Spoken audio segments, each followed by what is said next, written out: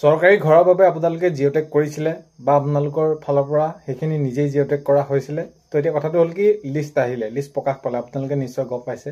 এতিয়া লিষ্ট প্ৰকাশ পোৱাৰ পাছতো আপোনালোকৰ ঘৰত এতিয়া হয়তো আকৌ আপোনালোকৰ ফটো লৈছে, ডকুমেণ্টবিলাক লৈছে, নিশ্চয় লৈছে না কমেণ্টত লিখিব।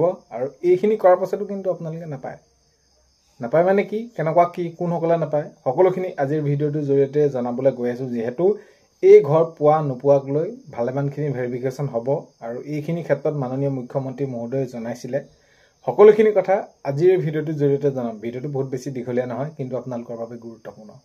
ভিডিঅ'টো আপোনালোকে শেষলৈকে চাব আৰু শেষত আপোনালোকে আপোনালোকৰ মতামত জনাবলৈ নাপাহৰিব কমেণ্টৰ জৰিয়তে। আৰু এইখিনিতে এটা অনুৰোধ কৰিম, চেনেলটোলৈ যদি আপোনালোক নতুনকৈ আহিছে, চেনেলটো ছাবস্ক্ৰাইব কৰাৰ লগতে কাষতে থকা বেল আইকনটো প্ৰেছ কৰি অল কৰি দিব, যাতে নতুন এটা ভিডিঅ' দিয়াৰ লগে লগে আপোনালোকে আগতীয়াকৈ চাবলৈ পায়। যদি ভিডিঅ'টো চাই ভাল পায়, লাইক এটা কৰি দিব আৰু শ্বেয়াৰ কৰি দিব বুলি আশা কৰিলোঁ। এতিয়া চৰকাৰী ঘৰ পোৱাৰ ক্ষেত্ৰতে এই যি যোৱাবাৰ সেইখিনি ঘৰখিনি দি গ'ল, তেতিয়াই মাননীয় মুখ্যমন্ত্ৰী মহোদয়ে জনাইছে যে আগন্তুকো আকৌ ঘৰ হ'ব, সেইখিনি জিঅ'টেক কৰিব তেনেদৰে। কিন্তু কথাটো হ'ল কি, এই যি চৰকাৰী ঘৰ দিব সেইখিনি এবাৰ বিভিন্ন ধৰণে আগৰ পকাই সেইখিনি তেনেদৰে ভেৰিফিকেশ্যন কৰা নহয় আৰু সেই অনুসৰি জিঅ'টেক আপোনালোকক কৰিলে। কাৰণ কেলৈ সেইখিনি মাননীয় মুখ্যমন্ত্ৰী মহোদয়ে জনাইছিলে যে সেইখিনি শুনিবলৈ পায়, পঞ্চায়তত অলপমান ইফাল সিফাল কৰে, যিয়ে পাব নালাগে তেওঁলোকক দিয়ে আগতীয়াকৈ।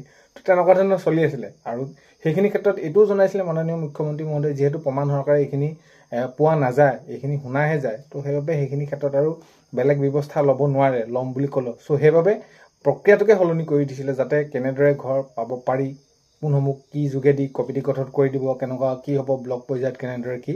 চ' সেইখিনি ক্ষেত্ৰত তো কি হয়, এবাৰ ঘৰ পোৱা মানুহে পায়, চাকৰি কোনোবা আছে তেনেদৰে পায়, এবাৰ পকী ঘৰ এটা আছেই বেলেগকৈ, ধৰি লওক চৰকাৰী ঘৰ পোৱা নহয়, কিন্তু তেনেদৰে আকৌ তেওঁলোকে সেইখিনি পায়। তো এতিয়া কথাটো হ'ল কি, এইবাৰ কোনসকলে নাপাব। যদি আপোনালোকে এইখিনি কাম তেনেদৰে কৰিছেও, কিন্তু এই পৰ্যায়ত হৈ যোৱাৰ পাছতো আকৌ ভেৰিফিকেশ্যন আপোনালোকৰ হ'ব হয়। এতিয়া ধৰি লওক আপোনালোকৰ ঘৰত কোনোবা ধৰি লওক চৰকাৰী চাকৰিয়াল আছে, তেতিয়া কিন্তু আপোনালোকৰ এই যি চৰকাৰী ঘৰ, তেনেহ'লে আপোনালোকে চৰকাৰী ঘৰ নাপায়। সেইখিনি ক্ষেত্ৰত মাননীয় মুখ্যমন্ত্ৰী মহোদয়ে জনাইছে।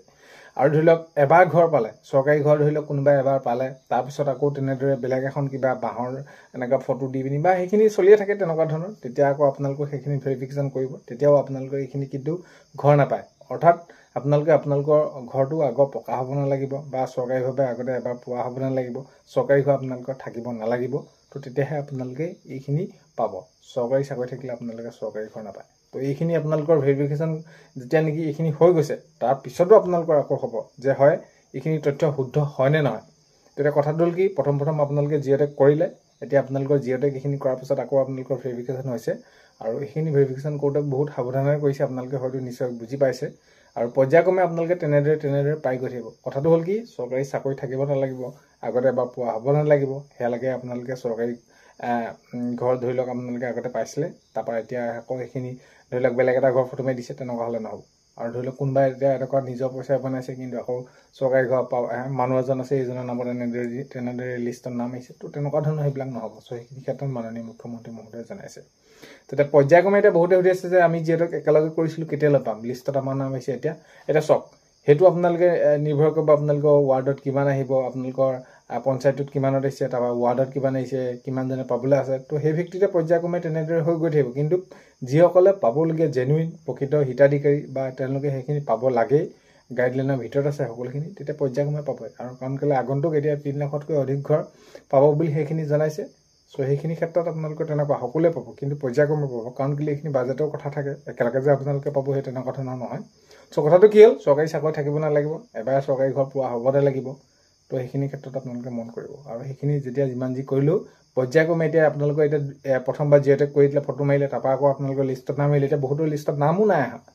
এতিয়া লিষ্টত নাম অহাৰ পিছত আকৌ আপোনালোকৰ ভেৰিফিকেশ্যন কৰিছে, ডকুমেণ্ট দিছে, কিন্তু এয়াই শেষ নহয়, আকৌ আপোনালোকক এইখিনি ভেৰিফিকেশ্যন কৰিবই, তাৰপিছতে আপোনালোকে এই চৰকাৰী ঘৰটো পাব। চ' কথাটো হ'ল সেইখিনি।